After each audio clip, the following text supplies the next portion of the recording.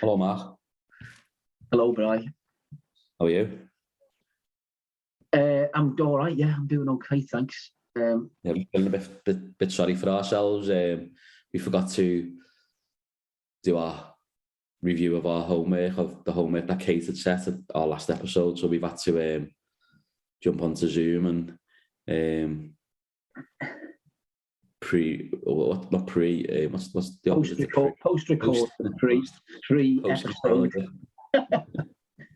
Yeah, I haven't felt this kind of. I feel like I need to explain myself to someone, probably my mum.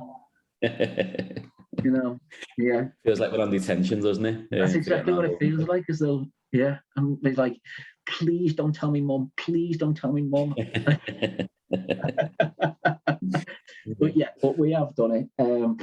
But yeah, by the power of technology, we're just doing this our homework before we get into the next episode. So, how did it go for yourself? Good. I think I said it on the episode that I hadn't done this exercise on myself since training in CBT. I use it quite a lot with clients when I'm doing CBT with them. But yeah, I hadn't applied it to myself, and it was quite interesting. So I'd noticed when I started doing it, sort of thoughts about wanting to exercise and get back into the gym and things, because it's something I hadn't been doing for 18 months, COVID, or all the rest of it, lockdown. So that was my thought about I need to get back into the gym, and the feelings would sort of make me feel, I'd feel a bit guilty maybe for not doing it, or I'd feel a little bit bad about not doing it. So then the behaviour would be, which I noticed would be then I'd eat to make myself sort of feel better, which wasn't then helping because, putting weight on and things like that. So once I was aware of once I'd started writing all of that down and started becoming more aware of it, then I could start changing the way I was certainly catching myself when I was thinking, which had then helped me recognise the way I was feeling about it, which had then helped me do something about the actual behaviour, and then actually just starting to go back to the gym, which I have been for the last couple of weeks now, which is definitely helping, and I'm feeling a little bit fitter already. Brill. And it's so interesting, isn't it? Because I think that's a great example, get exercising and trying to get back into an exercise routine. God, I've been there many times myself, and many friends and clients as well. It's given ourselves permission to actually just say, it's not self-criticism, it is just doing that reflection on, what are you wanting to do, and how can you feel like you can make the first steps to go working towards that. But exercise, I think, is a great example of that, isn't it? Of how it affects our thinking patterns so much if we've fallen out of that routine, and certainly if we're trying to get back into some sort of activity or the gym, for example. Yeah, definitely. It can. I definitely found it really useful. And again, like we say all the time, this is stuff that we do a lot with clients, but we sort of sometimes, well, I certainly do, can sometimes forget to apply it to myself. So it's definitely a good little exercise, and I'm glad that we've done it. What about yourself? How did you find it? I did a slightly different way, if you like, but it was very similar in terms of the experience with yourself, by the sounds of it, Brian. In that I haven't, although I work with clients almost every day using this approach, this activity of recognizing thoughts, feelings, and behaviours. And as Kate Henderson, shared in her podcast, it's looking at the relationships between those different areas of ourselves. But I haven't done it myself for quite a while. It was really interesting. So I started looking at my morning routine, but certainly going back to, I've been working from home for so long, going back into the clinic and into the therapy room. My routine has obviously changed, and I felt like I was getting quite frustrated and even angry and I suppose a bit disappointed maybe in myself at times, because I felt like I was like always chasing myself for more. I'm always everything's going wrong. When you have that feeling that everything that can go wrong is going wrong. And what I realised, which mightn't sound like the greatest revelation, but it this activity really helped me to just become more aware of this, is that when you're struggling with your routine and you're feeling like you're really stretching yourself, for me anyway, I was in fast forward mode. I was just doing everything as quickly as I could and as kind of as frantically as I could, you know what I mean? And then I was kind of complaining about myself and then complaining about others. I was anticipating some sort of confrontation or anticipating things will go wrong, which of course then triggers those thoughts, doesn't it, of everything's going to go wrong, and then you become frustrated and angry and so on. So I used a bit of a DBT technique where I tried the opposite action to still keep it in line with Kate's homework for us. I just tried a bit of an opposite action. So I started deliberately controlling my pace of what I was doing, controlling the pace of my behaviours, doing some belly breathing in the morning as well, just checking in with me, diaphragmatic breathing.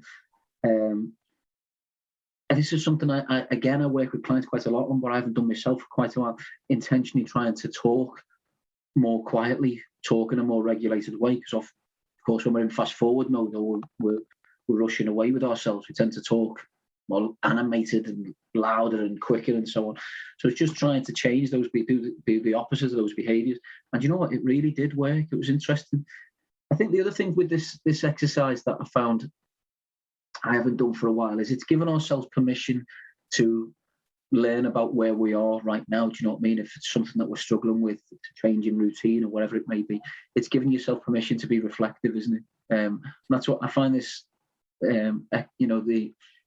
doing the exercise about exploring your relationships between thoughts, feelings, and behaviours can be so effective with clients. And I certainly found it useful this past week or so. Yeah. So thank you very much, Kate. Yeah, definitely. It sounds like we both had positive experience from doing it, which is really good. And obviously that's why we do it with clients, because we know it can be good and it can be positive and it can help bring on change. Absolutely. Yeah. It can be a really effective tool. So there we go. So we did do our homework. Yes, we did. Eventually. A little bit late. Are we ready for another round? Let's go. See you in there. Hello, my name's Mark. Hi, I'm Brian, and welcome to the Therapy Shed podcast.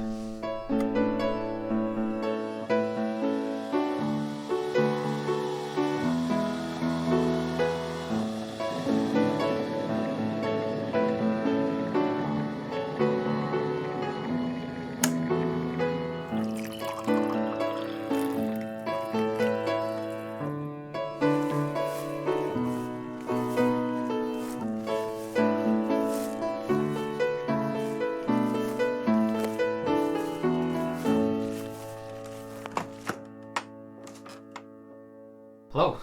Hello again. Okay. I'm doing good, yeah. I'm doing alright, thanks Brian. Thank you for asking. Good. How's your week? Good, yeah. I'm doing alright actually this week. I've, not that I'm not doing alright. Sounds like normally I have terrible weeks, but this week's been alright. No, I'm doing okay. I've been trying to stay out the rain, because we've had a bit of it seems to be the case now, an up and down climate, haven't we, by the hour. But at the same time, I know you've said before you like walking in the rain. I was thinking about some of our what we've said on previous episodes about finding quite therapeutic, like walking in the rain. I was walking the dog the other day, had my hood up. I thought, you know what, I can see where Brian's coming from with this. There's something elemental, isn't it, about walking in the rain? Yeah, I just like it. I find it quite peaceful. Again, because when it's raining, a lot of people go out to walk in the rain, so I find where I go take the dog walking, it's normally quite quiet when it's raining, so it feels a bit more peaceful, and there's just something about the sound of the rain. Yeah. I find quite relaxing. I agree. Yeah. And now you know what I think about when I'm walking the dog. Our podcast and you. How have you been? How's your good self? Yeah, good. Just normal, busy. But yeah, I'm fine. I'm okay. Good. Looking forward to today. Yes, me too. Yeah, another episode with a very special guest. And shall we introduce our very special guest? Yes. Hello, Yinka. Hello. Welcome. Thank you for having me here. Thank you so much for joining us. How are you today, Yinka? Yeah, I'm okay, you know. I'm okay. I think I'll let you know at the end of this. Yeah. No, thank you so much for joining us in the shed. How are you feeling about being in the therapy shed? Yeah, it feels good. Cool. Feels chilled, yeah. Good. Good. Well, as we do with all of our guests, Yinka, before we get into the into discussion and getting to know you a bit more, a little bit of an icebreaker is we ask 10 questions that, as I say, we ask all of our guests. So are you happy to walk the plank? Go for it. Fantastic, thank you. Okay, so without further ado, are you ready? Dun, dun, dun, dun. Okay, so question 1. What is your favourite word? Ineffable. Ineffable. That's a good word. I wasn't expecting that, I must say. Can I ask why? Is there a...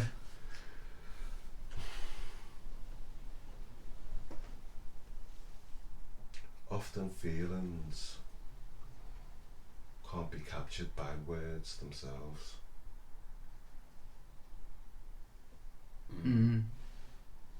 Yeah. Yes. That's a great answer. Yeah. And a great rationale to the answer as Yeah. well. Fantastic. Okay. Question 2. What is your least favourite word?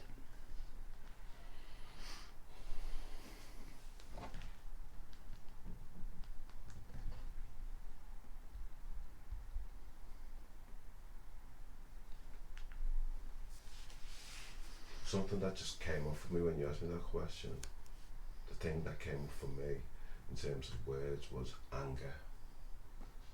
Okay. So just the word anger, sort of what it represents. And what it represents, yes, definitely. Yeah. And in all its contexts, Mm. you know. So yeah, I think the association with that is pain. Yeah. Right, Definitely, yeah. I couldn't agree more, yeah. Because even the word itself, when you say it, it sounds quite aggressive, doesn't it? You know, anger, aggressive. Yeah. It sounds quite. You can't say anger, I don't think, without it feeling. Yeah. It stirs up, doesn't Definitely, yeah, definitely. It usually invites that kind of impulsive and often destructive Mm-hmm. it? thinking, and also obviously behaviour as well. Definitely, yeah. It's interesting your association there with pain. That's the kind of you go to. Yeah. Thank you. Question number 3. What turns you on? Oh no, this is the wrong podcast if you're going to ask me that one. No. Did you not read the bio before you come? I think what turns me on? Wow. Happiness, joy, Mm-hmm. Okay. that spirit that anything is possible. That is quite an aphrodisiac, as it were, you know? Yeah. Yeah. And that's something that you can obtain by yourself or with others. And Yeah, and you can see it in others when they're achieving Mhm. stuff as well, Yeah. you know? So yeah. Yeah, good. Yeah, I like that answer. Yeah. Okay. Question number 4. What turns you off? Straight away then I went to sadness. You know.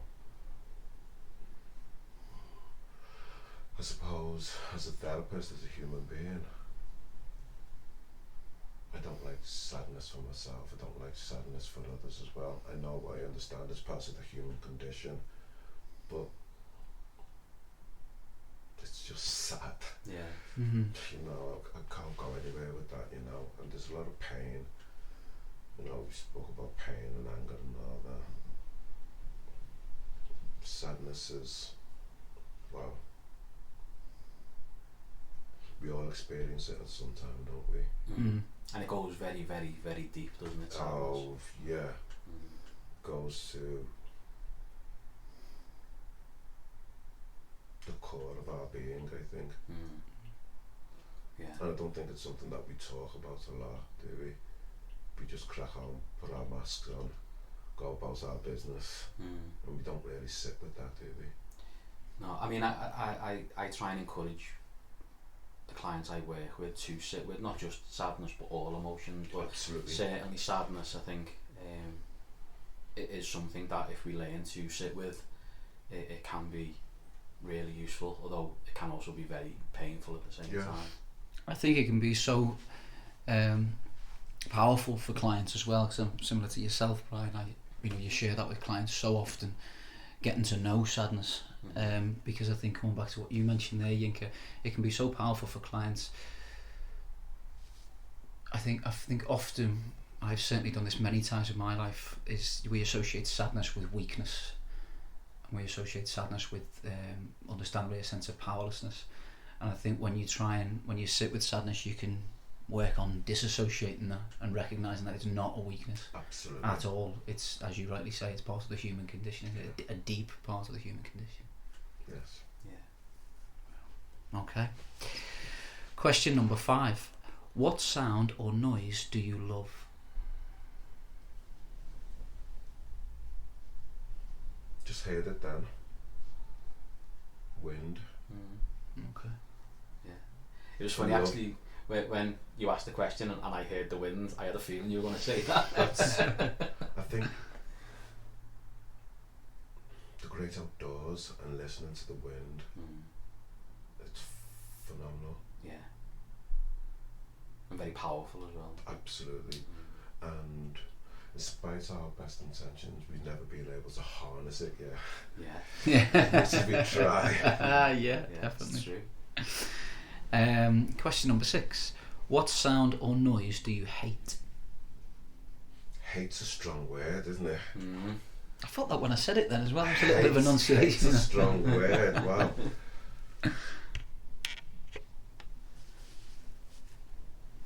I actually don't think I hate any sound or...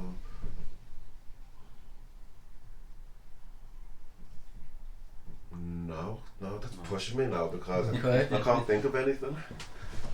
What about really dislike? Really dislike. Find uncomfortable, maybe.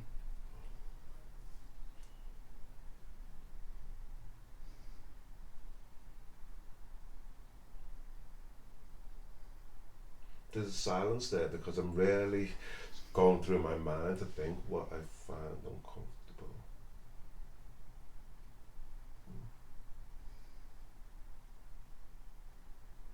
I could be I could mention my bit of blue nose mate when they're harping on about it. Yes, You we'll know, have that. so you want that one then? Yeah, you can have that. Yeah, that'll do. We've just lost a load of listeners, like all in good humour. Yeah. Okay. Excuse me. Question number 7. What is your favourite swear word? Oh. This is often people's favourite question. Oh.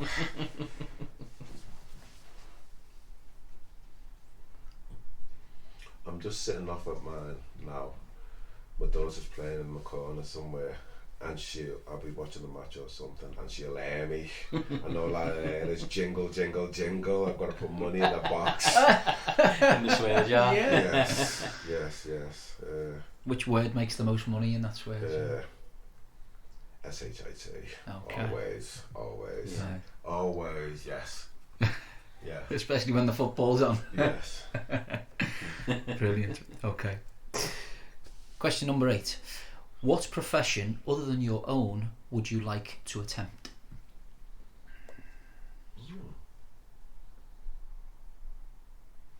If you had the chance. Never say never.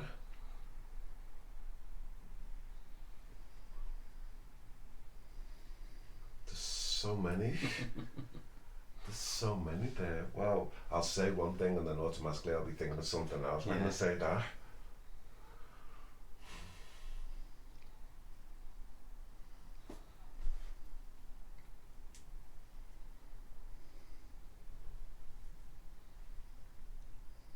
This is just randomness and it just comes to me. A mountaineer. Okay. Oh, wow. Like a mountain guide. A proper mountaineer. An explorer. Yeah. Yeah. Yeah. like flying Okay. up Everest and stuff. all of that. Yeah, that's where I put myself just down. I was just thinking, I was just going to ask you, can I ask where that takes you to? If you think, if I was a mountaineer, the image I have of myself, is that, would it be something like Everest? I think it's about myself and pushing boundaries within me. Yeah. You know, I think it's, for me, along this, sometimes I put barriers in place that stop me from doing the things. Yeah. So being a mountaineer Yeah. would be the classic example of you're pushing yourself to the edge, to the borders, as it were, you know. It's life and death, isn't it? You know, Absolutely. people die, don't they? Absolutely. Climbing, not even Everest, but you know, so yeah, it is literally pushing you to the edge. Yeah. Great answer, thank you. Question number 9. What profession would you definitely not like to attempt? Oh, anything to do with advertisements. Okay. Oh my god. Oh my god. Not at all. Brilliant. Okay. And final question, Yinka. If heaven exists, what would you like to hear God say to you when you arrive at the pearly gates? What took you so long? That's a great answer. Okay. What took you so long? Yeah, you didn't need to think about that one either. Yeah, thanks for that, Yinka. Welcome. I really enjoy this part of it because with all the different guests, the answers are so different, but also they're all very relatable and similar at the same time. It's, and we say this all the time. Probably if we were to ask you them again in a week's time, they'd probably be completely different answers. Absolutely. That's what I like most about them. I think you learn a bit about yourself, don't you, with those questions? I certainly Yeah. you and I have said this when we answered them. It's just interesting where our question can trigger your imagination. Yeah. Yes. Yeah. Well, Yeah. a previous guest we had on, Nick Waller, mentioned about the sound she hated was the sounds of cats fighting. Okay.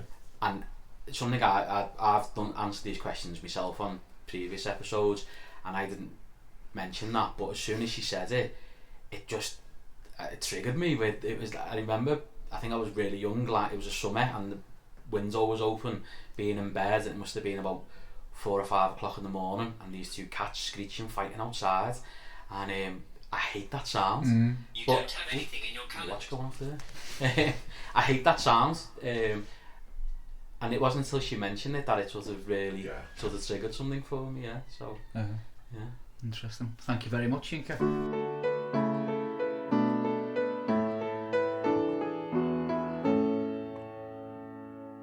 Today's episode, it was an episode that we've wanted to do, and it was actually somebody messaged us and asked us to do an episode on suicide, and you know, we were recommended to contact yourself and see if you'd be okay to come on and have a chat about it. So we just thought it would be a really important subject to talk about and put out there, because we don't think it's spoke about enough. I think it's getting better. I think, you know, it's more out there in public about suicide and the effect it can have, but I still think there's a lot more work to be done around getting suicide out there and being able to, people feeling comfortable to talk about suicide. So that's the idea of this podcast, and I feel like I say this for every podcast, but it is a massive subject. So today's episode, we're probably only really going to do an overview, but hopefully there's enough content in this that will help people understand that suicide can be something that can be spoken about. Absolutely. People can be supported through it, and with the right help and support, that, you know, we can, as a society, reduce you know, suicide as it stands at the moment. Does that make sense? I think That does. It makes perfect sense. Yes. Yeah, good. Brilliant.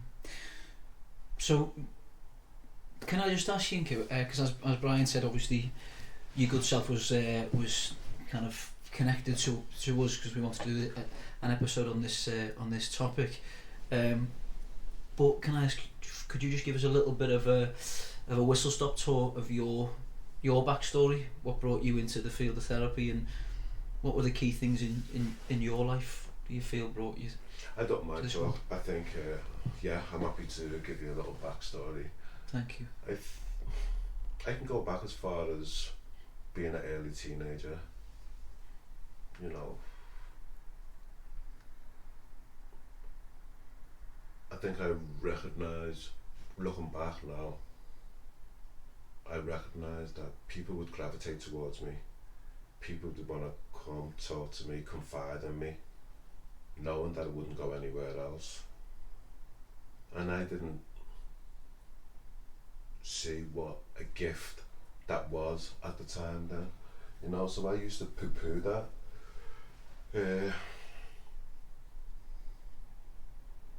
And this was a constant thing through my teens and through my early 20s, you know. People would confide in me and that. And then I met a lady who sadly was no longer with us, named Jill Davies, who would have been 68 last Thursday, who, when we used to sit down and talk, I'd have it in tears, and it wasn't my intention to have it in tears, but we'd talk about stuff, and she always used to say to me, "You'd make a good therapist, you know," but I was just one of the lads, same as yourselves, you know, just going out doing whatever, you know, never give it a second thought. And I'm being really honest with you, you know, living in the city, Liverpool and all that, my career, my background's been very much about regeneration and working with people, working in communities, etc. But selfishly, I needed to think about me. I needed to have this autonomy to recognise what is it that I want to do for me. I wanted to be in control of my own destiny and not wait until my time was up to get me golden clock and my handshake and photograph and think, is that my life's work? You know, so I did opt for therapy, and it was so it was very much like a concentration, a reduction from working with communities, working in areas, in regeneration, and then going into silos of working one-to-one with individuals. And that was a conscious decision for me. I felt that I could have more of an impact and effect on people's lives in a positive sense. And so, yeah, very much selfishly, I opted to become a therapist, you know, because I thought I could make changes that way. And you see that as being a selfish thought to go into that? Let me change that word, selfish. It was a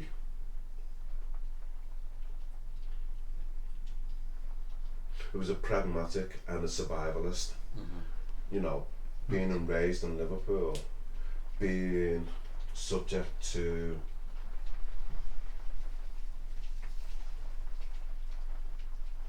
recessions. How many recessions have I had in my lifetime? 3, you know.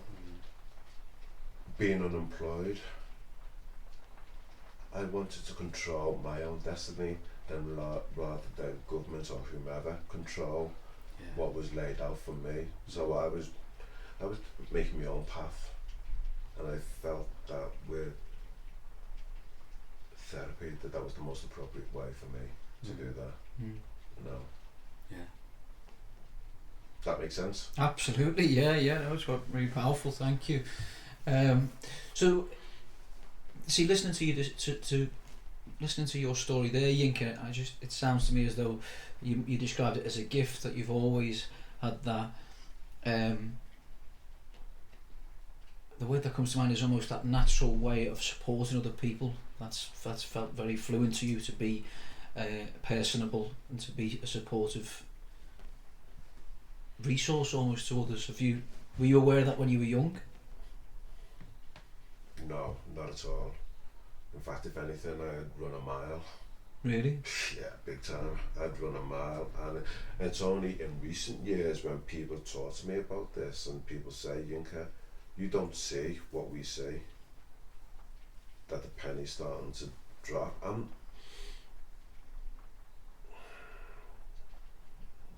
The missus might say different, but I'm not about the ego, if you know what I'm saying. Yeah.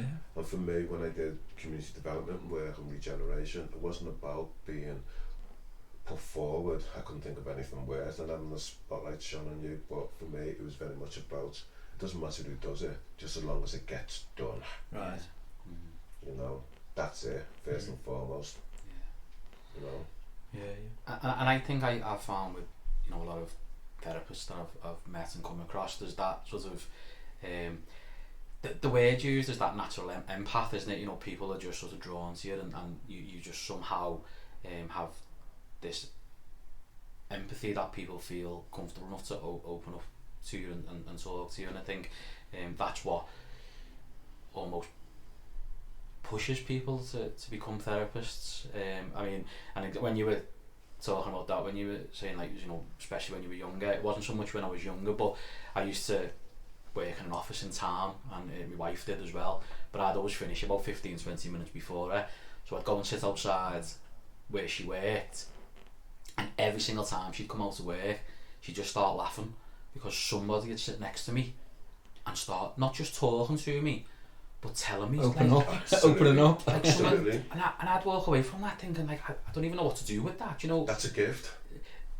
And Okay, why did you struggle then accepting that? Come on, why did you struggle accepting that? because I don't quite see it as, when I say I don't quite see it as a gift, I do in a lot of ways, but at the same time I see it as that's just me. Absolutely. So when Absolutely. seeing it as a gift, it's like not. And again, maybe like a bit like yourself, Yinka, around sort of, I don't feel it's not like ego driven. It's just people that have to point it out to me, like my wife would say. Yeah. How come every time I come out to work, someone's sitting there talking to you? And to me, it was like, well, doesn't that just happen to everyone? And it's like, well, no one does it to me. Yeah. So maybe it is a gift, and I maybe don't quite see it as a gift, but yeah, I suppose if I was looking at it on the other way around, I would say the same thing to you, that's a gift, and probably the same thing to you, Mark. So yeah, maybe it is a gift, so I will accept that. Yeah, absolutely. I think it's that thing with a gift. I guess if we're describing ourselves as having those kind of gifts within our human, you know, our human construct, it's I suppose I think that sometimes it can be misconstrued as we're putting ourselves up on a pedestal, as you say, as we're both From it. and that's exactly what we're not doing. Yeah, Yeah. it's and that's where you're saying it's not an ego thing. It's more of a, it makes sense. This makes sense to me. Yeah. And also it seems like I have a very similar experience as people saying, yeah, you know, certainly when I started training, I'd say, oh, I'm starting to do some courses in counselling. Yeah, I can see you doing that. You know, you get people who've known you before, and they go and they can envisage you being in that role, if you like, playing that societal role, I guess. And I suppose it's, yeah, I agree that it's really not an ego thing. It's more of a, I suppose the saying, phrase that comes to mind for me is it just makes sense. It's like I feel completely fluent. Part of me even thinks it's a bit about, again, I think you said before, Yinka, about sort of growing up being a male from Liverpool, where in my mind, you know, I could go into, you know, a pub or a gym or anywhere and just start talking to someone, and you know, whether I knew them or not, or to me that's just part of, I don't know, sort of the way, is it the way we are or the way I am? I don't know. I don't know, because I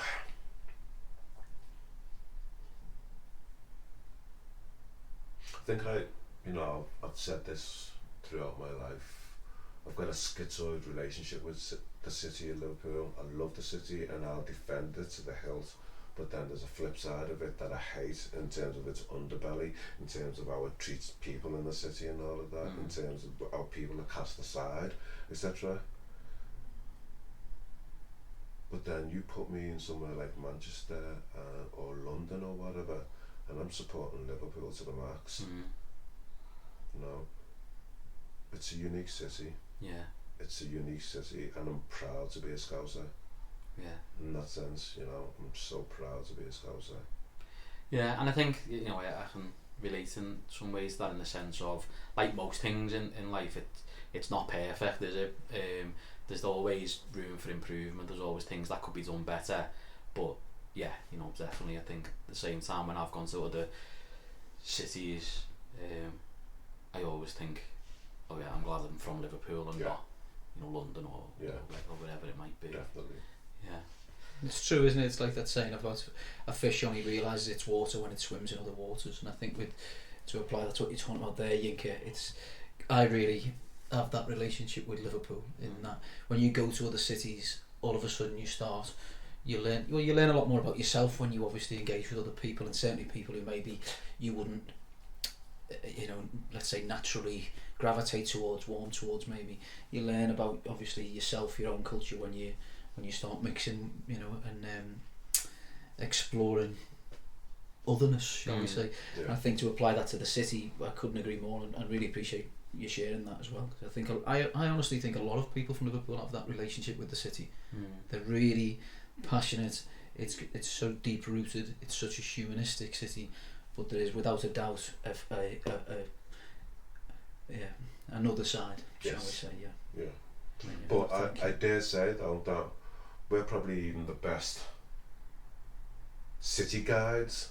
When a stranger comes into the city, we tell them, have you been here, have you been there, have you been to Anfield, have you been to Albert Dock, have you been to the parks and that, you know? Yeah. Because we want people to see the best sides of our city. That's so true. Yeah, Definitely. Because there is a lot of good sides to it. There is, massively.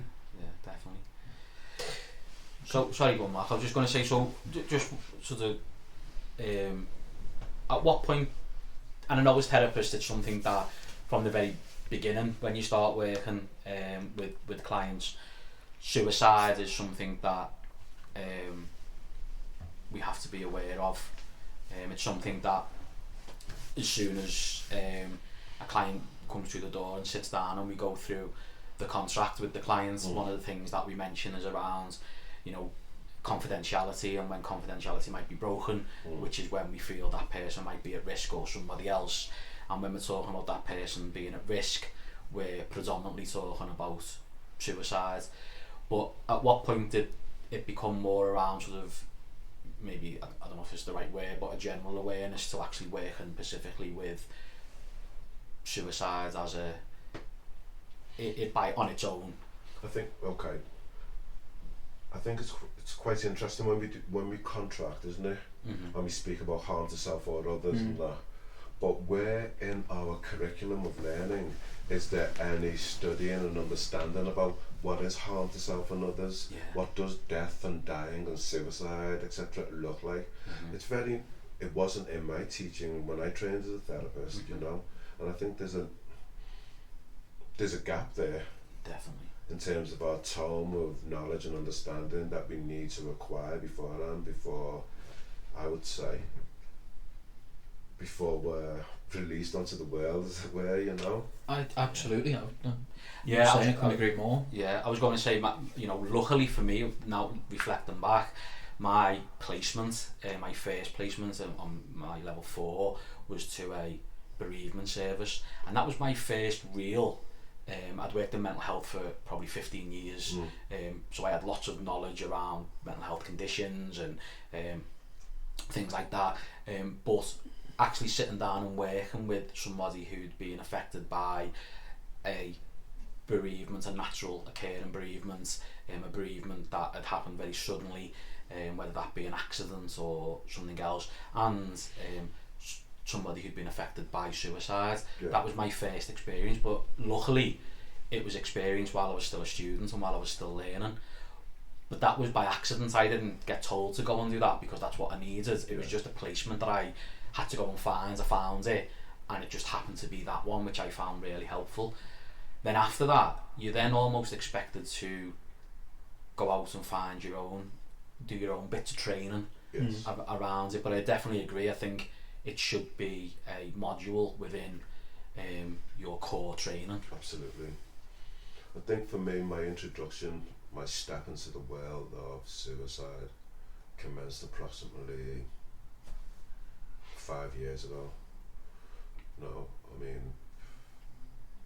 I don't mind saying this. I'd been working as an associate at the University of Liverpool, and during the interview they asked me the suicide question, and I completely fluffed my lines. So I didn't get a position there at the uni.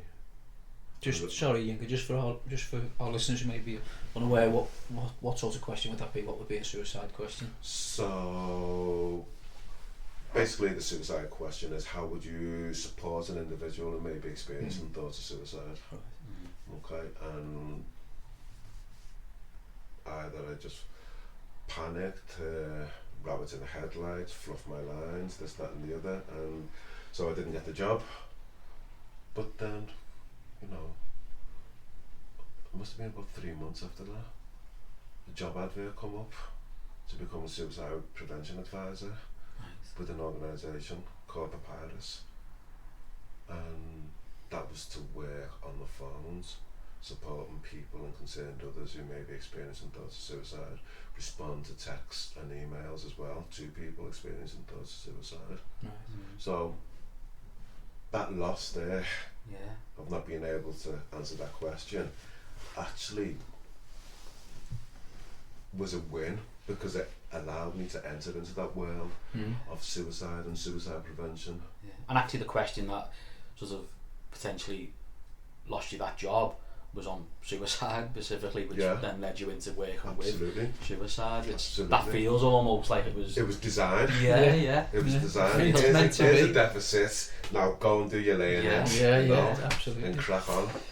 And thanks so much for sharing that, Yinka, because I think certainly for myself, when I first started training, and I think hopefully for listeners as well, and we'll come on to this in a moment, I'm sure, but even the idea of, you know, understanding and certainly talking about suicide, responding to being asked about it, or certainly if there's somebody that we know who we feel is suicidal, or obviously, you know, sadly attempts suicide, or of course goes through with suicide.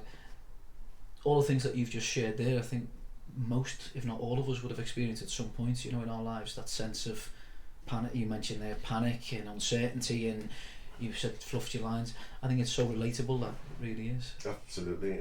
You know, and all I want to do and convey is, to be honest, these are natural emotions that we would all experience and encounter.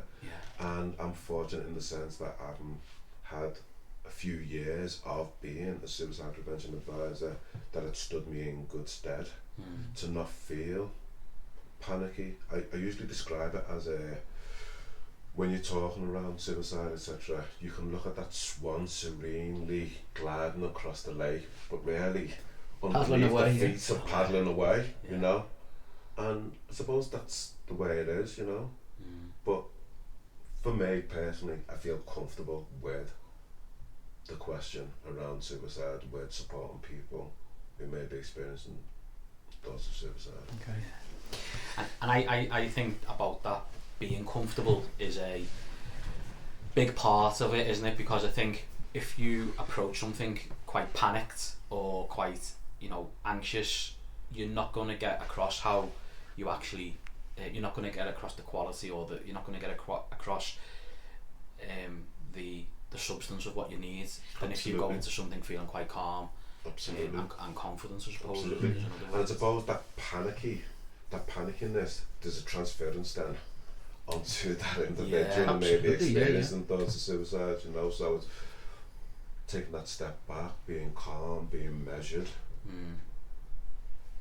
helps them relaxing themselves, helps them, we've discussed this briefly, helps them to acknowledge that it's okay to be experiencing these thoughts of suicide. Okay, it's not the end.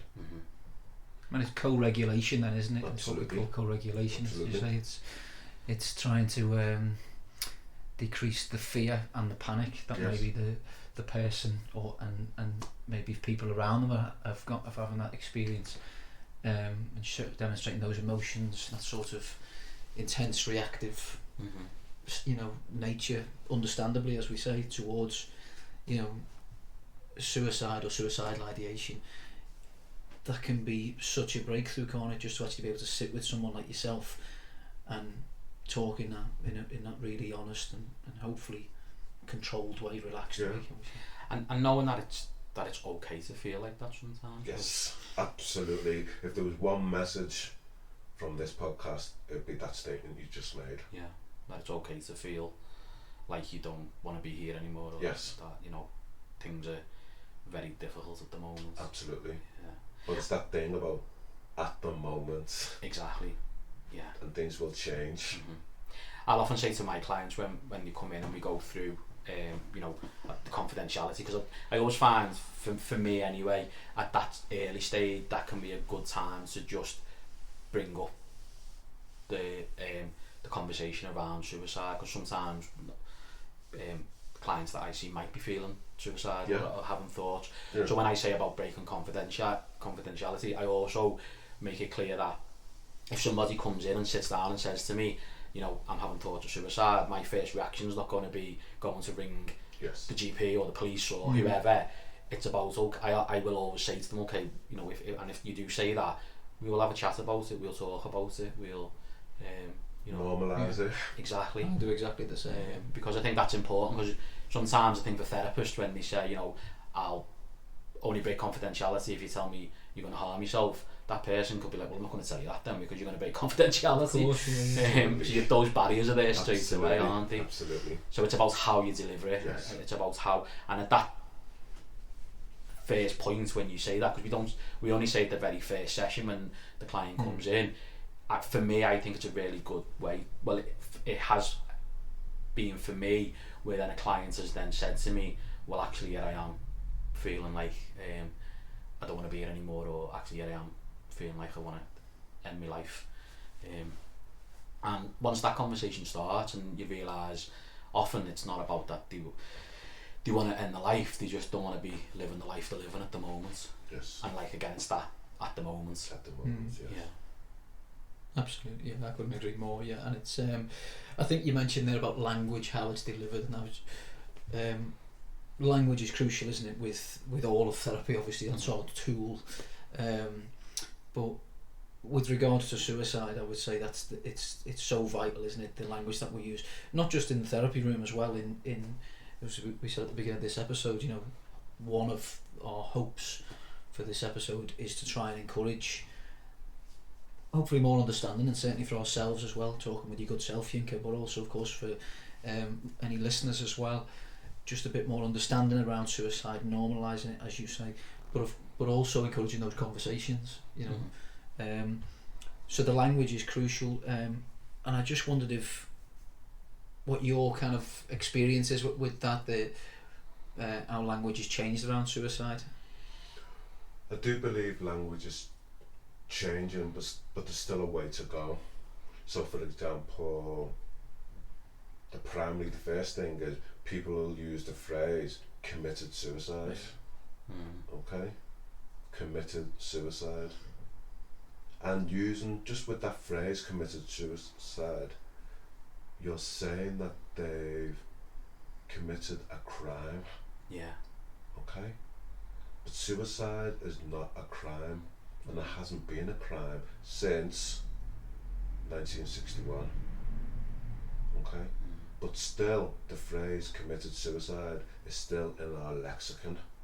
And you see it written within the media and the press. You hear broadcasters use that phrase, and it's like, come on. And maybe perhaps it's, like I say, it's going to slowly, for want of a better phrase, die away. But we don't need to put committed in there. The connotations that we associate, committed perjury, committed burglary, Committed murder. Committed murder,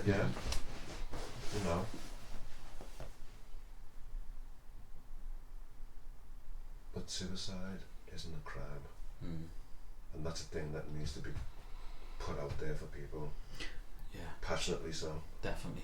No, I was just thinking as well, and that's so powerful to listen to that, because I was thinking, you mentioned before about saying that, we're talking about the language around suicide, and saying that it's okay. You said before, Brian, it's okay to have those thoughts. Mhm. You know, Yinka said that if there's one message that we can take away from this this podcast, it's okay to have those thoughts now, and with then the connection to your future self, things will change. Absolutely. And when you think about committed, it's not okay, is it?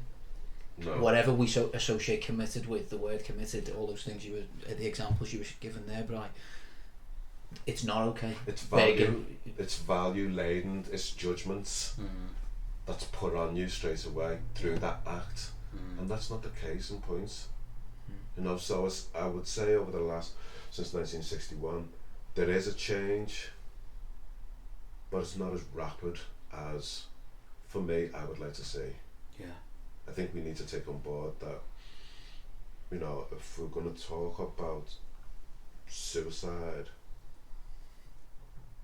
we have to try and, going back 2 generations, 3 generations, they talk about cancer with the big C. They wouldn't even utter the word, would they?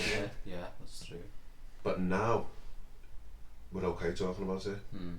I want us to get to the same situation with regards suicide and talking about it. Yeah. And look at the progress that's been made. Of course, it's still a devastating illness Yes. and killer is cancer, but look at the progress that's been made. Absolutely. And for me, there's no coincidence, the correlation between people being far more comfortable is not the right word, but far more willing to talk about cancer and to even use the word, and the progress that's been made with But people. not only are they far more willing to talk about cancer, they're more informed. Yeah. You know, there's more medical research and resources thrown into it to understand it.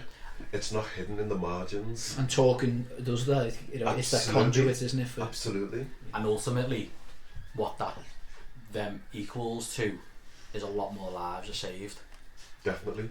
So if that was the same with suicide, you would potentially have, and I'd imagine, couldn't see why not, have the same equation, that more lives would be Yes. saved. Definitely. So even with, like, we talk about cancer, and especially again with males, things about like testicular cancer and prostate cancer and things like that, where it's about you're encouraged to talk about it, check yourself, you know, all of them things. Therefore, people's lives are saved. Absolutely. Well, suicide, if that was the same, if there's the same approach, you would have the same effect, I would imagine. Definitely. And you mentioned males there, Brian, as well. I think one of the most widely known, shall we say, widely understood stats around suicide is males are, I think the figures are 3 to 1 to male to female of suicide rates. And I just wondered, in your experience as well, Yinka, if we could pick your brains on that one, if that's okay. What's your maybe experience of that, but also what's your perception on that? Why is that the case, and is there anything we can do about it? Is there anything we can do about it? We're starting to do it. Talking. I think from a male perspective as well, we can use that phrase, and I think you want to expand on this later, but we can use that phrase, toxic masculinity. That gets into so many areas of being a barrier to men reaching out for the support themselves. You know, it's a massive hurdle that we need to overcome. And I think it's really interesting how women, why is it that women feel far more comfortable talking about emotionally how they're feeling, and those males, we don't? Why is that? I know it's not an answer for today in there, but if we can have environments, if we can have groups whereby men can be open and honest and talk about how they're feeling without fear of judgment, then the world would be a happier place in my respects. You know? And I think you know, like you said, it's quite a broad question, isn't it, of why, but I think the starting point for me is judgment. I think women potentially with their peers and other women feel less judged, where men maybe would feel more judged, or feel like they would be judged. And also I think traditionally, which is where toxic masculinity comes from, is what it's like to be a man is talking about emotions. So showing emotions can be seen as weak, can be seen as not being a man. So how do we break that down in the therapy room? By showing it's okay to show those emotions and express those emotions, and being open, I think, and for me anyway, it's normalising that it's okay to not be okay, as that's what the saying goes, which I like. I mean, I've worked with, I think I mentioned on the podcast before, over the last 2 to 3 years, I think it's getting a lot better. There's a lot more, I'm seeing like a lot more younger males from the age of say 16 to maybe 20, 25 who are more open about talking about their emotions. Still not much suicide, I don't think. I still think that's a little bit behind, which again, the idea of the likes of this is to try and bring that up a little bit more. Encourage that, yeah. Encourage that conversation. I do think it's getting a little bit better with males talking about their emotions a little bit than compared to maybe 10 years ago. And I think that is through things like podcasts, social media, more male therapists, maybe. Definitely. And the destigmatising of mental health as well.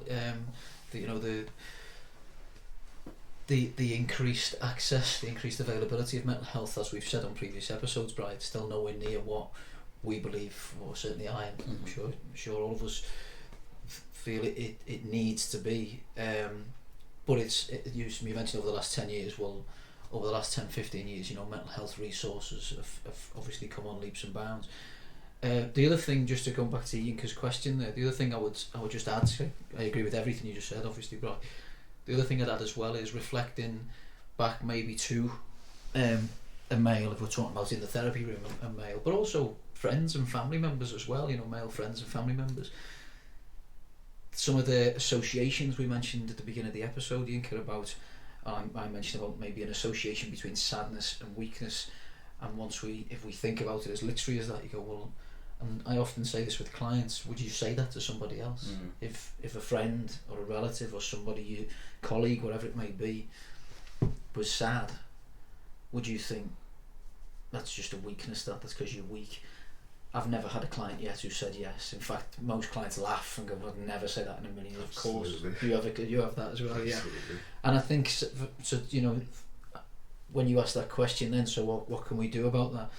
I think as our societal role, but as therapists, but I think just as members of society as well, I think a big one is to try and reflect back those associations between where does being a man or being male mean that you can't be sad or affected by things or upset or feel feel pain and acknowledge pain. Do you know what I mean? And I think that's a big one as well, because so often when you have that conversation, and I've experienced this myself, certainly in my younger, when I was younger, when you have that conversation, and certainly in a relaxed environment, in a relaxed body, shall we say, it can be so powerful. I think it can be so powerful just to go, yeah, I would never in a million years say that another man was weak because they're sad or they're in pain, or and trying to unpack that, I think, is so important going forward. I think for me, listening to what you're saying there, Mark, for me it's about self-compassion. I think it's about self-compassion. If you feel sad, it's okay to be sad. If you feel angry, it's okay to be angry. If you feel scared, it's okay to be scared. If you feel happy, it's okay to be happy. Because our emotions also don't define us either, do they? Absolutely, and we're not locked into them. It's the next thing you feel, isn't it? The next thing you think. It's how you then respond to anger, sadness, pain, whatever it may be. Excellent. Yeah. Excellent. And I think the thing with suicide is that's almost seen as the next level up, isn't it? From feeling sad, angry, scared. So then, therefore, if it's difficult to express feeling sad, angry, scared, then how much more difficult is it to talk about or open up about feeling suicidal? I think for me, in terms of suicide, I never ever thought I'd ever be touched by suicide. In fact, it wasn't even in my noggins to think that, yeah, somebody who I know, somebody who was close to me would die by suicide. And when I experienced it, I was angry, I was gutted, I was sad. You know, it knocked me off my axis as well.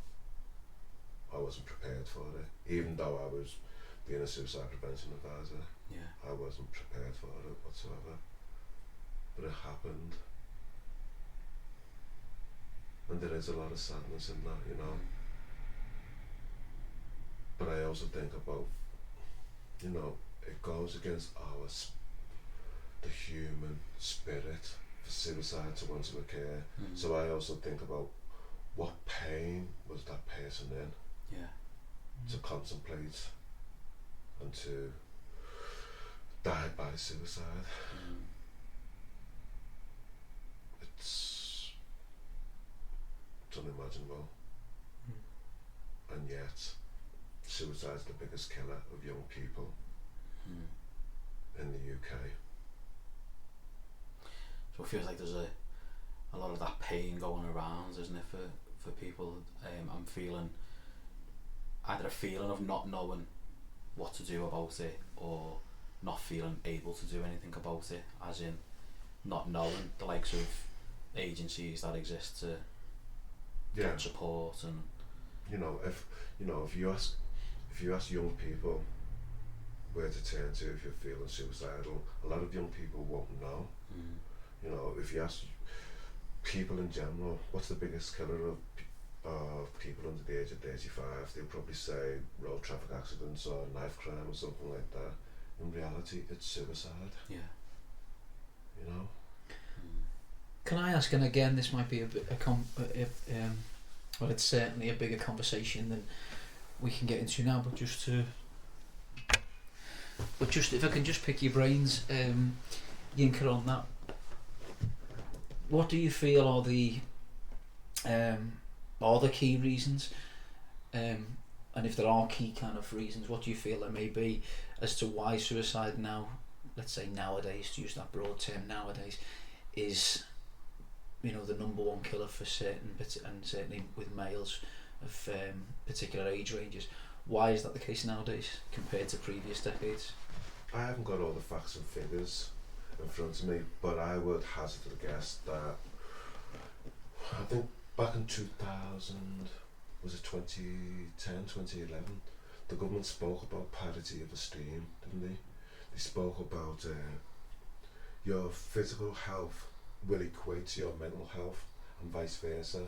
So what that meant was, if you go into hospital and you bust your arm or your leg, you're going to be seen to instantly, etc. And the same vice versa in terms of your mental health. If you're struggling, they put a little bit of money in. Back then, they recruited PWPs, psychological well-being practitioners, etc. But the reality is that was just like an elastoplast over mental health crisis. Now, moving forward, we've lived in these austere times, and we've saw a slow dismantling and erosion of services. Services that mean they don't address people's immediate needs. So access at the point of need. Waiting lists are massive for young people, even for adults. And it may take you from time you present at your GP or wherever to getting an assessment to eventually being put on a waiting list and then being seen. That could take up to 3 months. If you're lucky, that'd be a quick. If you're lucky, rarely.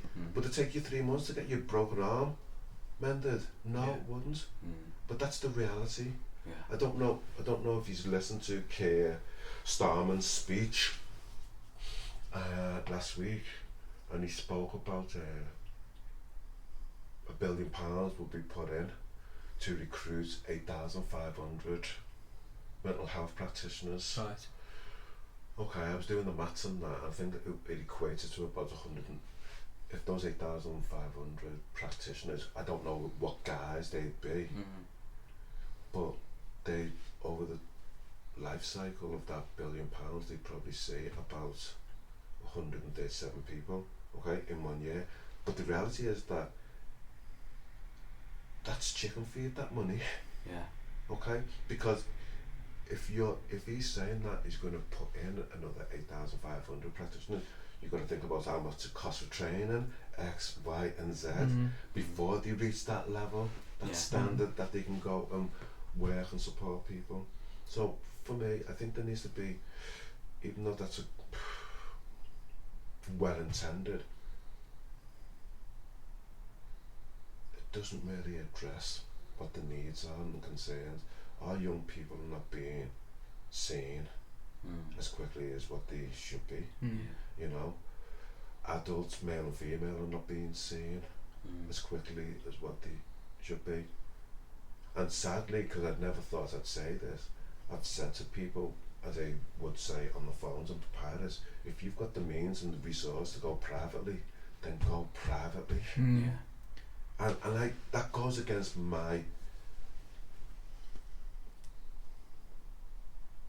it goes against everything that I believe in. But if you've got the resources to go resolve something, you're going to have to do it. Brian and I have had this conversation. I think we've spoken about some previous episodes as well. It does. I completely agree with you, Yinka. It does. It goes against my ideals as well, and moral compass.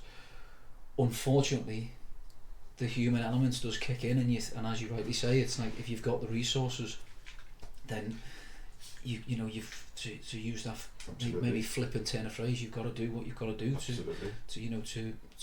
to access the support you need. If it was up to me, there'd be two things. As therapists, we'd be remunerated. That'd be done separately. But therapists at the point of need, or therapy at the point of need, should be free to each and every single person who wants it. No questions asked. And it shouldn't be. I mean, you said 3 months, as you mentioned, Brian. You know, that'd be a decent turnaround. I'd be pretty optimistic. At the moment, there's some services you might be thinking about 9 months, 12 months, and of course, like as you rightly say, if we are genuinely sincere about this, equating mental health to physical health, it sounds barbaric to think you could walk into a hospital with a severe physical injury or ailment, and they'd come back in 9 months because we're busy at the moment, or we'll stick you on a waiting list with a broken arm or whatever it may be.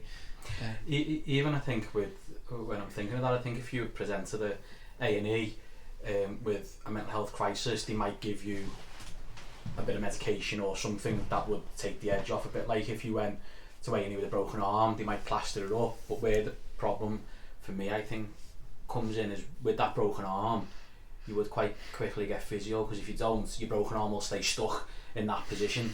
And I think a bit like mental health, where you might get that crisis sort of, as I say, like a medication to just take the edge off, but then if nothing comes quickly after that, you can then end up stuck in that mental health state or crisis or place that you are. Often gets worse from my experience. So I think I do think there definitely does need to be more out there, and it's so difficult, isn't it? Because I have my private practice, but I also work for a charity. Yes. For the same reasons that you've just said, Yinka. I think for me, an ideal world would be I have a private practice, but the government say to me, right, here's your wages for the year, and you see as many people as you realistically as you can free. So it's still my private practice, but I'm being paid by the government and not by individuals. But unfortunately, with conditions and absolutely. Yeah. Well, something like where you could work in that way, where there's a hybrid between it not being private practice, and I know you we don't do this, but private practice with just like bandits, where you're just making as much money as you can for whatever. You know what I mean? Conversation. Exactly. Definitely. Can I just go back to crisis team and hospitals? We have a wonderful NHS that are stretched and pulled to smithereens. Somebody presenting with thoughts of suicide goes invariably to hospital, to A&E, presents, and they'll have to wait maybe 6-7 hours there. These are the realities. Okay, that's unfair on the crisis team, and it's unfair on the person presenting. The people from the crisis team will see that person who's been waiting 6 and 7 hours, and say, go home and have a cup of coffee or wrap yourself in a blanket. And I'm not being flippant when I say that, because I've heard this countless occasions. But there's an issue here. The issue is that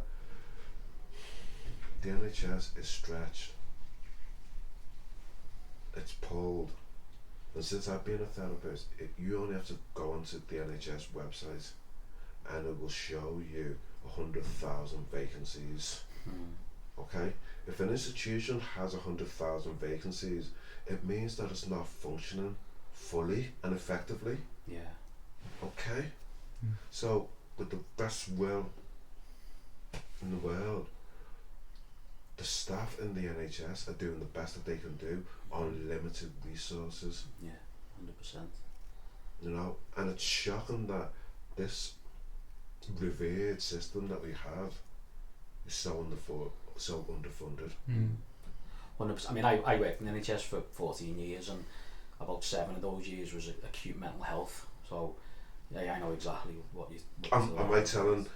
No, that's exactly how it is. You know exactly. I was prepared to be shut down if I was wrong. No. I went on the phones to people. I tried to say to them, "This is kind of expect this experience if you go there." But I equally think that there's an opportunity for community and voluntary sector organisations to come together and pool their resources more effectively in order to provide that safety net of support. If the NHS can't do it, why can't the community and voluntary sector do it much more effectively? Oh, and I think that's again something you and I have spoken about, isn't it, Brian? But it's so powerful to hear you say that, Yinka, because to come back to to talking about suicide, I think something you mentioned to us. Listeners may be surprised to hear this, but we actually do a little bit of prep. We try and prep our episodes. This may not always come across, but when meeting with your good self, Yinka, in preparation for today's episode, we something you posed to us, which I thought was a really insightful question for me, was whose responsibility is suicide? And you mentioned there about the community and charities, voluntary, third sector organisations, but the wider community as well. When we're talking about, for me, I suppose what I got from that question and took away from our conversation was whose responsibility is it in everyday life, not just in a professional sense, but also in a, as you say, a community sense, in a personable sense. Yeah. For me, I think it's societal responsibilities. We've all got a role to play within all of this, If it means that we have to upskill and learn, then do so. But we've all got I think, an obligation to support our fellow man and woman, and as my good supervisor would say to me, if you've got skills and all that, why wouldn't you pass it on to others? Why wouldn't you? We should be a community of caregivers to help those less fortunate than ourselves. Definitely. In the best way possible. Yeah, and I think with suicide, like you said, until you're sort of touched by it, but I would be, what's the word I'm looking for? The word's not coming to me now, but I think most people that I know of at some point will have been touched by it at some point. Without a doubt. Whether that be a friend, or a family member, or a colleague, or somebody that, maybe in your local pub or gym or, wherever. I would imagine that if people looked maybe just slightly beyond their maybe family bubble, they will have been touched by suicide. Absolutely. Or affected at some point. Absolutely. I think the stats goes along the lines that one person's death by suicide can have a knock-on effect from maybe 10 to 1,000 people. Wow. Okay, from 10 to 1,000 people. That's a lot, isn't it? As powerful as that stat is, I said wow, but you said I can imagine, and I thought wow, but yeah, that makes perfect sense as well. It's such a bomb, isn't it, in the world of everybody connected with absolutely that. And it's that body politic, isn't it, that we don't realise. You hit your little finger the rest of your body feels it, doesn't it? Yeah. There's a knock-on effect there, you Yeah. know, and it's the same with suicide. We may not acknowledge it all the time, but there is a ripple effect there, Yeah. you know. And even when we look at stars from the likes of Gary Speed in football, the Welsh manager, you know, Robin Williams, Caroline Flack, etc., Yeah. the outpouring of emotions by their death Yeah. from suicide was immense. Yeah. And we always look at these things like, but they had everything going for them. Life was wonderful. Life was, we don't know what was going on in their lives. No. It's that public and private self, isn't it, which we all have. Absolutely. You know. Yeah. And I think within all of that, the message I'm trying to convey is that suicide doesn't occur in a vacuum. Okay, it had knock-on effects to each and every single one of us. You know, and I think what they say, when an immediate family member dies by suicide, the other family members are 10 times more susceptible to that death, suicide as well. You know, so it's very much about how we look after ourselves, how we look after our immediate family and support them, and the knock-on effects. Each other, yeah. Yeah. Definitely, because I think with suicide and people who are affected by suicide, if somebody has taken their life, that for me, the people I've worked with who've been affected by it, that grieving process is not the same as when somebody's maybe lost somebody to a natural cause and death, or even an accidental death. You know, if they've been involved in a car crash and stuff. Don't get me wrong, they're really devastating. Yeah. No, of course, yeah. But- but That's it's the point you're making. But as you said that, a natural cause of death, it got me thinking about language again, because if that person's choice is to die by suicide, that's natural to them. Do you see what I'm saying? Yeah. No, absolutely, yeah, it's I interesting. know we're because- talking, but because I I'm think just thinking that- about language there as well, Yeah, you know? and I think that's hopefully, as we're saying, you know, we've said already, conversations hopefully like we're having today, and more conversation in the future around mental health as an overall subject and discipline, but particularly around suicide, can encourage that development of language. Because when you said that, Brian, I know exactly what you mean. I didn't think of it with a critical eye, but then the second Yinka kind of just added a slightly alternative sort of, well, hang on, let's think about and reflect on that. You go, yeah, it's normal for us to think that suicide's abnormal, and yet when you actually, if you were to, that's probably part of the stigma, isn't it? That's part of the reason why a lot of us struggle to talk about it. And I wonder if it's to do with that understanding, isn't it? That if somebody dies of what we would class as natural causes, that's seen as, people can understand that. Well, It's acceptable. It's accepted, yeah. Yes. Where with suicide, it's seen as not under normal circumstances, or it's Absolutely. not seen as, you're right, acceptable. Yeah. And And I think you were alluding to as well, is that those people who live after a loved one has died by suicide, what is it that they're carrying themselves? Yeah. The grief is there, but is shame added into that, you know? Is, I don't know, all manner of things. Anger. There's anger and all that, definitely within all of that, but it's how we as a society look and deal with suicide as well.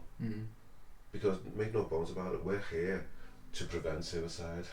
We're here to support people, 100%, you know. But it's about, what do we need to do? What measures need to be put in place effectively to support people who may be in that psychological distress, that they can see no other alternative. What would you say that thing was? Wow, that's a big question. You know, what did they say before? What did they say before? It doesn't matter who does it, just as long as it gets done. I think it's about having resources out there. Yeah. Making it known to people. Okay. Removing the stigma and shame around what we mean by mental health. because even though, again, going back to language, even just saying the word mental health in some environments can be seen as a negativity. Couldn't agree more. Yeah. And it's like, really? Yeah. We've all got mental health. Yeah. Come on. So it's almost like that's that word association thing again, isn't it? Yeah, I really appreciate it because I feel language is so powerful, isn't it? Yeah. And the way language is manipulated sometimes and weaponized, Absolutely, can be and often is devastating.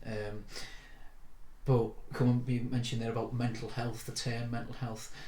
Again, sorry, that's what I was going to say. It comes back to that word association thing. Mental health. Oh, that person's really struggling. They've, there's a weakness there. There's an open wound there. Show me a human being who doesn't have mental health. Absolutely. Exactly. And there's times where I'll talk about mental health in the arenas where I know people understand what we're talking about. Where in certain areas I will change my language to call it mental wellness, because people, it sounds a bit.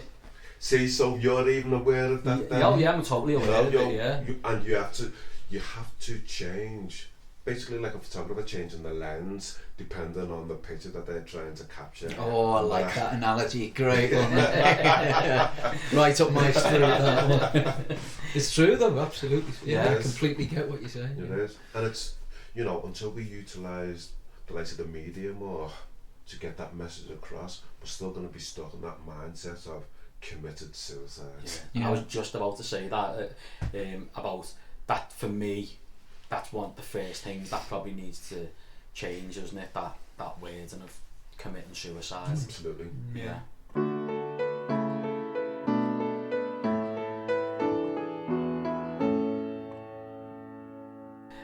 So I'm just wondering, Yinka, around sort of support for people out there who may be feeling suicidal, or for even for family. We spoke about it being a whole community response, but for people who may be worried about somebody, what would you say would the sort of best resources? Do you have a list, or do you? I've got a list. I can mention some now.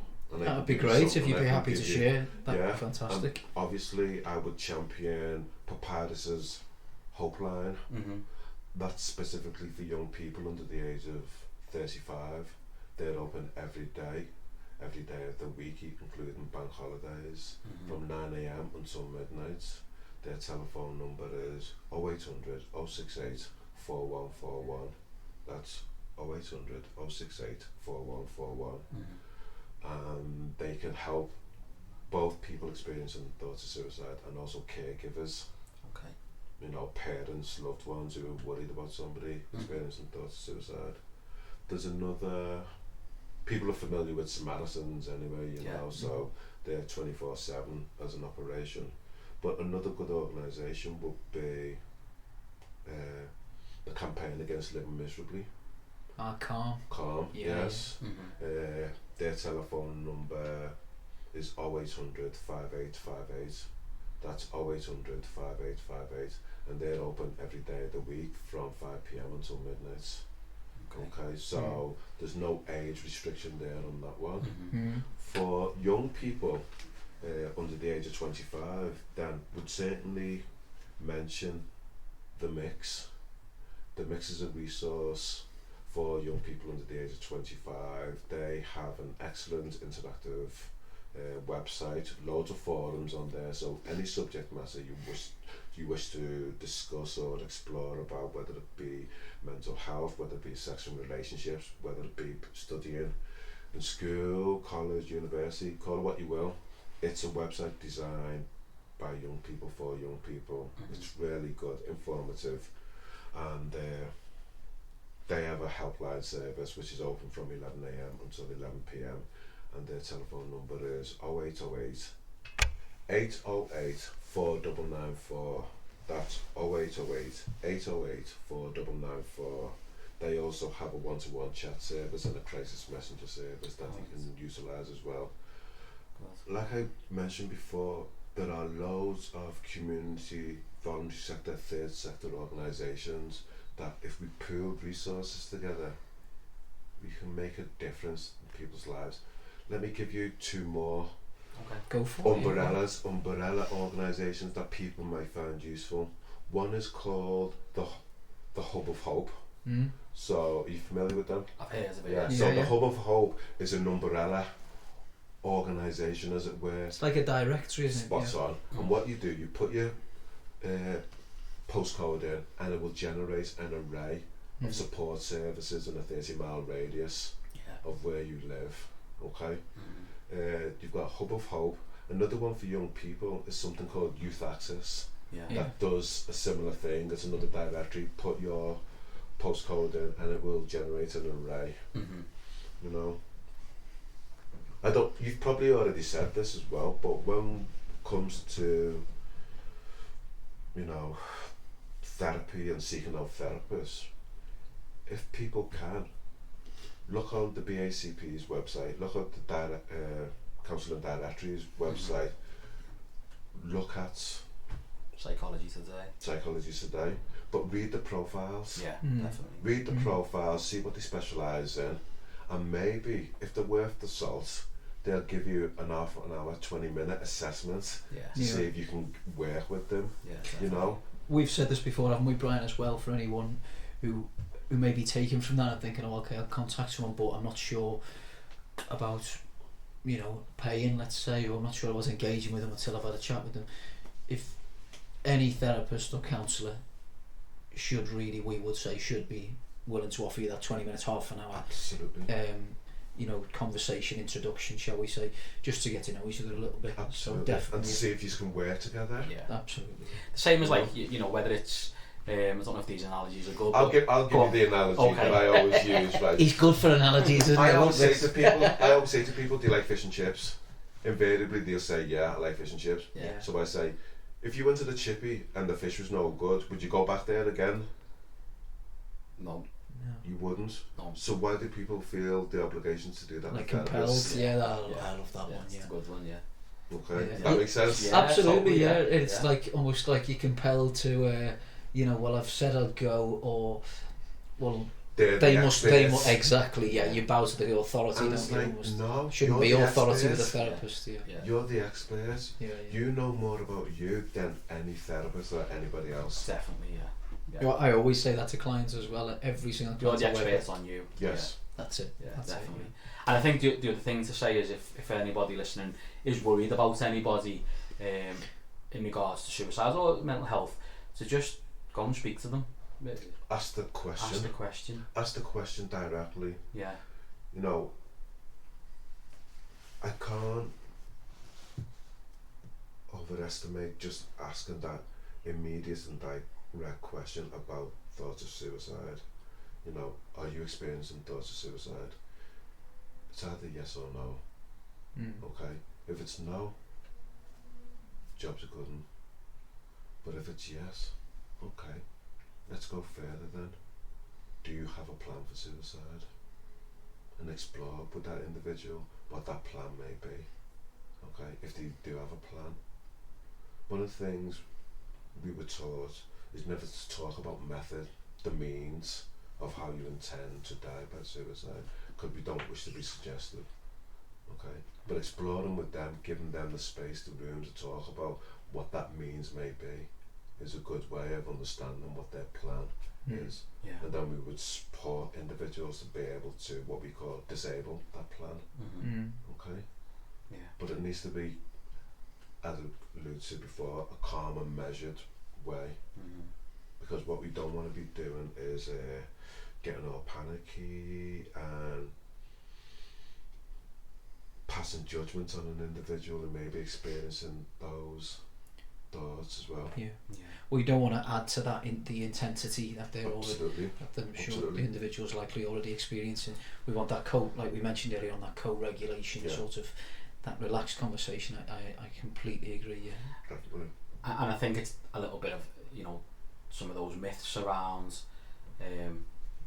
trying to support somebody who might be feeling suicidal, around if you speak to them about suicide, they're more likely to go through with it. which is a myth. It's a complete myth, Yeah, It's isn't it? an absolute myth. There is no research out there that says talking about suicide will move forward to act Increases the upon that. likelihood. Yes, it's not true. It does not exist. It's important to ask that question. Yeah, and I think another myth is around people who talk about suicide are not going to go through with it. That's a myth in itself. Mm-hmm. You know, often, you know, 2020. We can have a 2020 vision with hindsight, as it were. You know, Yeah. it's brilliant.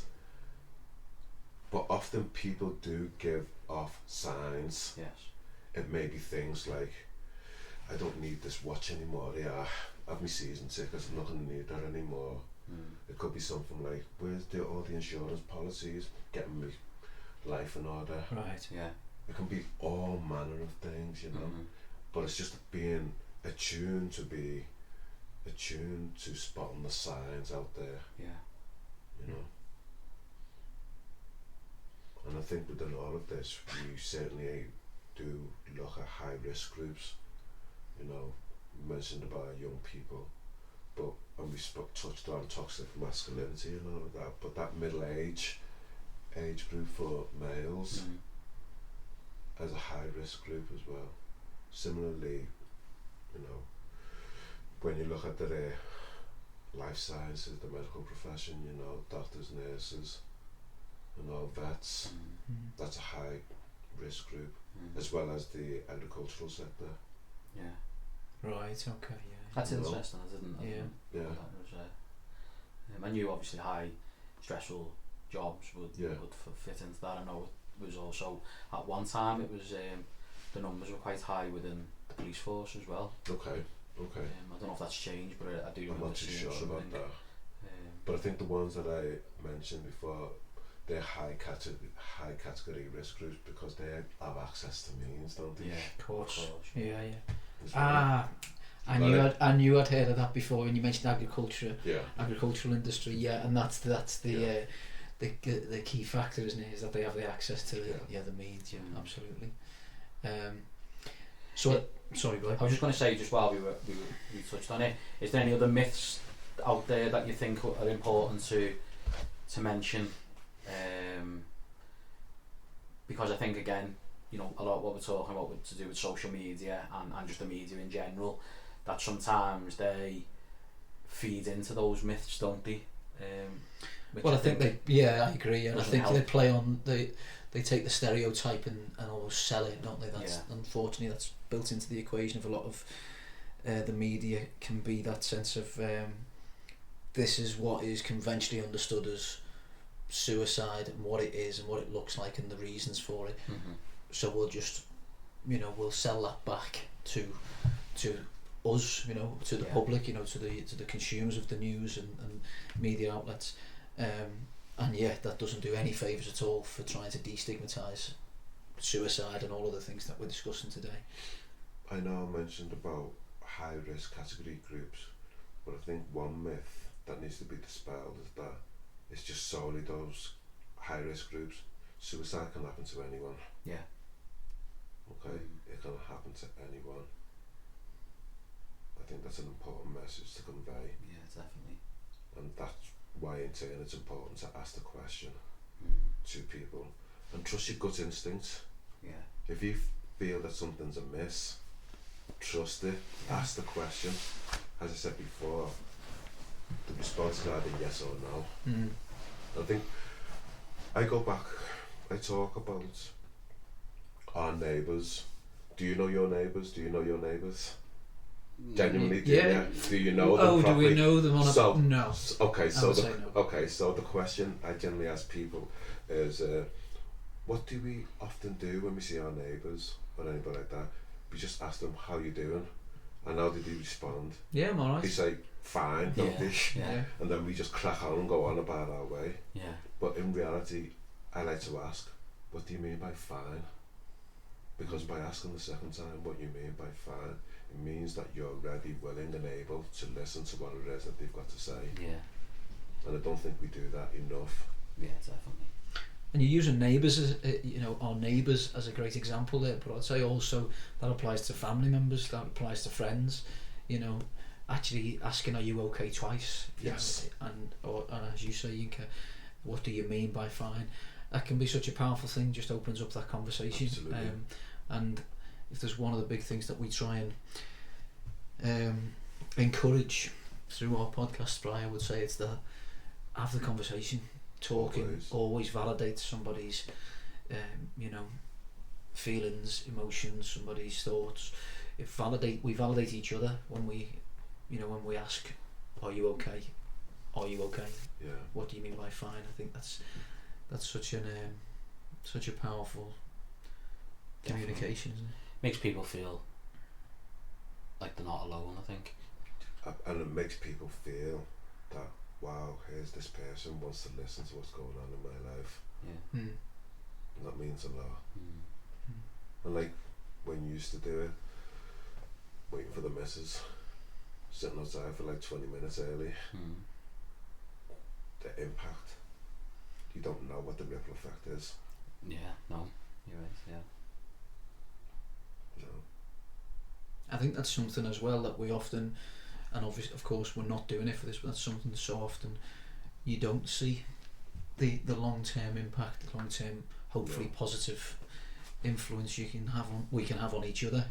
Just by having those conversations, just by giving someone else our time and our ear. But it sure as hell is there. Yeah. Do you know what I mean? Yeah. Obviously, that's not what we're doing. We're not doing it for that. On an everyday level, we're doing it because, as it comes back to what Yinka said earlier on in the episode today, it's that collective responsibility. Yeah. And it might sound a little bit, I don't know, cheesy in some ways, but I think it's so true. I think it's such an important thing, it's an important value, like social value, is that collective responsibility is Massive. the way forward. I think so. If you say that, I don't know how long we've been recording, but what's the stat? Every 40 seconds somebody dies by suicide in the world. Right. Jeez. It's a lot, isn't it? It's a lot of people. And in England, one person dies every 90 minutes. So by recording this episode, we're talking Absolutely. 2 people maybe. Absolutely.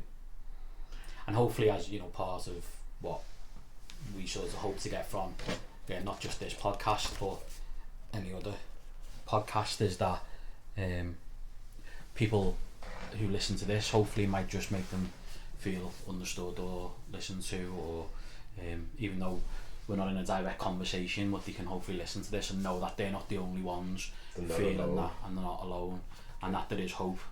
Absolutely. There's hope that with the right support things can change and can get better.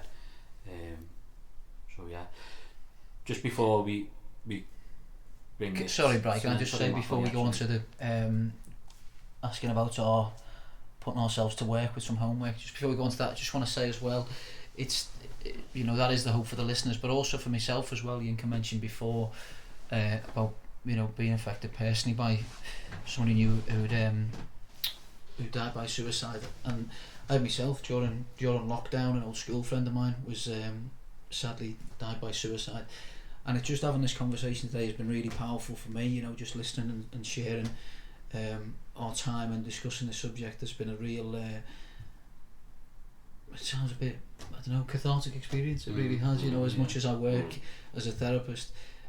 So I know we've said this about 10 times already, but please have those conversations, because there is hope and there is support. Yeah, it could be a lot better, but it's you've got to start somewhere.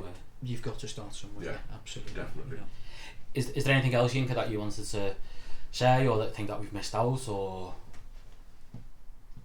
No, I don't. I mean, we could have gone on for ages. Definitely. We could have gone on for ages.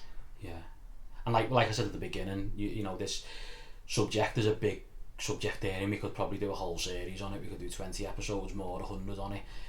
What we wanted to try and hopefully get from today is a bit of an overview, just to let people know that they're not alone, that there is hope, break down some of those barriers, some of those sort of myths and Stigma. just and the stigma, and just to get a little bit of understanding about, you know, language and things like that. So hopefully we've done enough to at least do an overview. Well, we've started the conversation, Yeah. which is important, you know. Put it out there, use it putting it out there, you know, and long may that continue. Yeah. It needs to be put out there. And I think as well, we, you know, off recording, we spoke about this. We just, your average Joes in the streets, Yeah. just cracking on, trying to do the best to support people Yeah. in the best way possible, you know. And each other, you know, supporting each other, and you know, with the average Joes have to stick, because we're all waiting to finish this to go and watch it. Go on, Ed. But just one more thing, just very quickly. We ask each of our guests at the end of the podcast to give us a bit of a homework task, something that we may give a client to go away and do, something that we can try for a week and then sort of reflect on it the week after. So I don't know if you've got any. Could be a grounding exercise, a reflective exercise, it could be anything within reason. I'm naughty because I haven't done my own work on this one. You know? Can I mention something though? Yeah. Have you read the book, The Boy, the Mole, the Fox and the Horse? No, do you know, I heard about that book for the first time this week. I think No, it's I've in a bestsellers list at the moment, isn't Look, it's going to be the bestsellers list for years, okay? So if anybody wants, and I'm not on commission here, it? but it's a beautiful book that I personally believe all therapists should buy. Right, okay. The Boy, the Mole. The Boy, the Mole, the Fox and the Horse. It's 128 pages long. Oh, I've seen. Can you give us a bit of a snapshot? What's the... It's about, Is that it? that's the one. Yeah. It's about hope, fear, love, anger. And as I say, and I recommend it to a lot of my clients, it's a book for you. It's a book for now. It's a book for these times. It's a book for life. We will read that. Well, I got it up on a well-known website where you can get delivery the next day. And, There are other websites as well. and I've literally just ordered it as you were speaking then, so I will start reading that tomorrow. Yeah. When it comes. I'm going to give you the spoiler alert, but we're not going to talk about it. You're not going to record Okay. Okay. It's just for use. Oh, Okay. look forward to that. That's the exclusive exclusive podcast. Yinka, thanks very much for coming in today. I've really enjoyed it. It's quite a emotive subject, but I hope the listeners feel it when they listen. But I've really enjoyed Yes. being able to sit down and talk about it in the way we have. And I think I'm glad you didn't hesitate using that word, enjoyed, Mm-hmm. because what we're trying to do is normalise Yeah, talking about this. yeah, Talking about suicide should not be taboo. yeah, Okay, it should be there for all of us to have those honest and open and transparent conversations about how we are feeling definitely. and how we can best support others. Yeah, well said. Yeah. And just to echo what Brian said, we really do greatly appreciate your time. I feel like I've learned a lot. I have thoroughly enjoyed it as well. We've had a good laugh, good chat, and I'm sure people have taken away an awful lot from our conversation there. So thank you. Hopefully we'll see you again sometime. Hopefully, and thank you for having me here. Cheers, Yinka. Cheers now. I think that's a wrap. Yeah, nice one, Yinka. Wasn't too bad, was it? No, it was sound. I think like you said, you had the framework there. I don't know if I conveyed everything that you wanted. We nailed everything on it by the end. Did we? Yeah. On our plan, yeah. Good. It's time to like get me out of plan, but